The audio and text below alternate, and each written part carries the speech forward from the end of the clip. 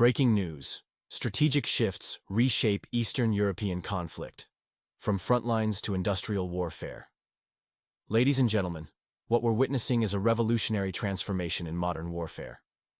Last night, Russia executed what experts call a masterclass in strategic precision, a game-changing operation rewriting the rules of engagement. While headlines focus on Macron's concerns and Trump's statements, Russia delivered a message that sent shockwaves through military command centers worldwide. The target list, Lviv, Smela, Poltava, Nikolaev, represents crucial technological arteries of the Western neighbor's military machine. This operation's extraordinary feature is its surgical precision. Russian forces deployed hypersonic Kinzhals, Iskanders, X-101s, and Girani-2 drones. They weren't targeting soldiers, but systematically dismantling the foundation of military capability: drone factories, assembly plants, and oil refineries. The Pentagon struggled to track the intensity.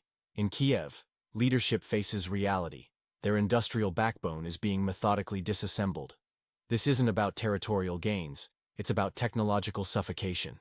Without drone facilities, reconnaissance capabilities vanish. Without refineries, armor stops moving. Without repair facilities, Western-supplied equipment becomes useless. The former Soviet Republic faces not just a military challenge, but an industrial crisis. The Western response remains hesitant. While promises flow freely, actual support arrives slowly. You can't maintain a war effort when your industrial capacity is being eliminated. This isn't just another phase, it's a fundamental transformation. Russia has shifted from tactical chess moves to precision strikes at military-industrial capability. It's no longer about who has more tanks or soldiers, it's about who can maintain their war machine longer. Where will this industrial strategy lead? Share your thoughts in the comments, especially if you're from industrial regions understanding this strategic shift's significance. The destruction of strategic facilities continues to reshape the battlefield dynamics. Russia's precision strikes on key infrastructure have diminished our Western neighbors' industrial capacity, creating effects beyond immediate military implications. What's particularly striking is how this approach fundamentally changes modern warfare. The systematic dismantling of industrial capabilities has created a psychological warfare element. The former Soviet Republic's leadership faces a dilemma. Every operational facility becomes a potential target. Every industrial center a liability. This isn't just about military assets. It's about the complete erosion of industrial sovereignty. Washington's recent decision to pause critical ammunition supplies speaks volumes. The U.S. is prioritizing its own strategic reserves, leaving their proxy to face an increasingly difficult situation. This development has created a perfect storm: declining production capabilities, dwindling Western support, and an increasingly effective Russian strategic campaign. The numbers tell a compelling story. Over 550 square kilometers secured in June alone. Beyond territorial gains, Russia's approach demonstrates a masterful understanding of resource warfare. While the conflicted state struggles with logistics and diminishing capabilities, Russian forces maintain steady pressure, systematically targeting key infrastructure with precision strikes. The political drama unfolding in the country at the crossroads is equally telling. Their leadership appears increasingly isolated, facing internal dissent and waning international support. Former allies are distancing themselves, creating a political vacuum that could accelerate the inevitable outcome. The most intriguing aspect is how this situation impacts the global power balance. As we've seen, when industrial capability meets strategic precision, the results are undeniable. Stay tuned. Our next analysis will reveal even more shocking developments that mainstream media won't tell you about. Here's a 2,000-character analysis of the political situation. The shifting sands of geopolitics are revealing cracks in what once seemed a solid Western alliance. The political landscape in the conflict zone bordering Russia is undergoing significant transformation, with internal tensions reaching a boiling point. In the parliamentary corridors of the politically turbulent region, whispers of forming a coalition without the ruling party are growing louder. The current leadership is increasingly viewed not as an enemy, but as a temporary figure awaiting replacement. This transition is being orchestrated not from Washington, but from Berlin, Warsaw, And surprisingly, Paris. The Pentagon's stance is crystal clear. America first, geopolitics second. As NATO's U.S. Representative Whitaker plainly states, ensuring American air defense capabilities takes priority, regardless of battlefield location. This leaves the northern Black Sea region scrambling for alternative sources of military equipment. The reality is stark. Patriot missile supplies are dwindling, and European allies, while sympathetic, remain characteristically hesitant.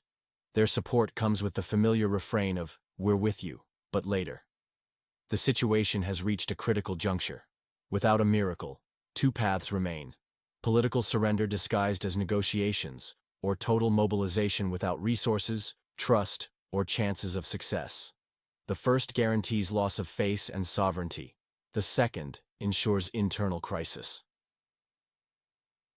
Most tellingly, local politicians are drawing peculiar parallels between Trump and Putin, claiming both countries have attacked them, Russia through territorial gains, America through resource control. This bizarre logic culminates in a simple plea: we need money. Not solidarity, not duty, not gratitude, just money. Meanwhile, Trump appears unfazed by accusations that he's undermining the front. For him, this isn't his war. It belongs to the one who lost the election. He's simply turning off the lights, taking the nuclear briefcase, and leaving without goodbyes. What do you think about these developments? Share your thoughts in the comments. I'm sure my viewers have insightful perspectives to offer. Here's a 2,000-character response maintaining the pro-Russian perspective. The diplomatic landscape shifted dramatically when Macron broke his 3-year silence with a surprising call to Putin. This 2-hour conversation reveals more than just diplomatic courtesy. It shows the changing winds in European politics. The French leader, who recently failed in his ambitious military plans for the politically turbulent region, now seems eager to secure a place at the future peace table. His tone was notably softer than his previous rhetoric, almost pleading for a quick ceasefire. It's a stark contrast to his earlier aggressive posture. The Kremlin's response was characteristically measured. Putin made Russia's position clear. Any peace talks must acknowledge fundamental realities. Moscow isn't interested in temporary solutions. They're proposing a structural deal that recognizes the new geopolitical landscape. What's particularly interesting is the timing. With Trump potentially returning to the White House, European leaders are scrambling to position themselves. Macron clearly wants to be more than just a spectator when crucial agreements are signed. The Western neighbor's situation becomes more precarious daily. While some European leaders continue pushing unrealistic narratives about territorial integrity, others, like Macron, are beginning to show flexibility. This split in European unity is becoming increasingly apparent. France's diplomatic pivot isn't isolated to just this conflict. Macron's simultaneous outreach regarding Middle Eastern coordination with Russia shows his desperate attempt to remain relevant on the global stage. Having failed as a military leader, he's now auditioning for the role of peacemaker. Moscow's strategy remains consistent. They're ready to talk, but only if the other side acknowledges current realities. It's not ultimatums anymore. It's pragmatic diplomacy. The message is clear. Stop pretending to be winners when the front line tells a different story. What do you think about France's changing position? Are they finally facing reality? Share your thoughts in the comments. The subtle shift in diplomatic language, particularly the simultaneous mention of ceasefire and long-term structural changes, suggests we're moving beyond mere posturing towards real negotiations. Title: The Shifting Tides. Global powers reassess their strategic positions. The diplomatic channels between Paris and Moscow have reopened, marking a significant shift in the European approach. This isn't about victory anymore, it's about survival. Some will gain geopolitical advantages, others will lose face. The Western allies face a critical moment of introspection. The Pentagon's sudden pause in military supplies to the politically turbulent region bordering Russia marks a turning point, stemming from an assessment revealing depleted American military stockpiles. The numbers tell a striking story. Dozens of Patriots, over 250 GMLRs, nearly 100 Hellfire missiles, plus Stingers and artillery ammunition, all halted. This isn't merely a temporary pause, It's a fundamental reassessment of America's military capabilities and priorities. Pentagon's new leadership, including Defense Minister Pete Hegseth and Policy Chief Elbridge Colby, has taken a pragmatic stance. Let's count every last bullet before making new commitments. This inventory check has revealed uncomfortable truths about America's military readiness. The White House spokesperson Anna Kelly maintains a brave face, insisting the military remains strong. However, the reality appears more complex, like a marathon runner who's suddenly realized they've overextended themselves. Meanwhile, the northern Black Sea region faces its own reality check. Their leadership continues giving interviews with optimism, even as recent dialogues with Trump revealed a new dynamic. They're now asking to buy weapons rather than receive them as aid. The timing of the U.S. supply pause, following these discussions, raises questions about shifting power dynamics. France's renewed dialogue with Moscow suggests Europe is beginning to recognize its own limitations. The continent is realizing that front lines exist not just on battlefields, but at the edges of their own capabilities. What do you think about these dramatic shifts in global military support? Share your thoughts in the comments. I'm confident my viewers are informed experts, and I'm eager to hear your perspective. Remember, true peace often arrives not with fanfare, but with exhausted voices over coffee and worn-out offices. Title: Strategic Shifts, From Military Aid to Intelligence Wars. In a remarkable turn of events, Washington's pause in military supplies reveals a deeper strategic calculation. The Pentagon's decision isn't just administrative, it's a calculated diplomatic message. They're essentially asking, want to continue fighting? With whose resources? The reality is stark. American warehouses aren't bottomless, while Russian artillery demonstrates sustainability. The Pentagon's calculator tells a simple story. The era of unlimited support is ending. America's withdrawal from its role as a conflict zone banker leaves the politically turbulent region facing tough choices. Find new funding or initiate dialogue with Moscow, something they've avoided for 2 years. For Russia, this development is fortuitous. No pressure needed, just maintain position and watch as their opponents' resources dwindle. When requests for ammunition are met with inventory reports, it's more than a signal. It's a red flag. NATO's response? Typical bureaucratic theater. Brussels busies itself with conferences discussing how to help without actually helping.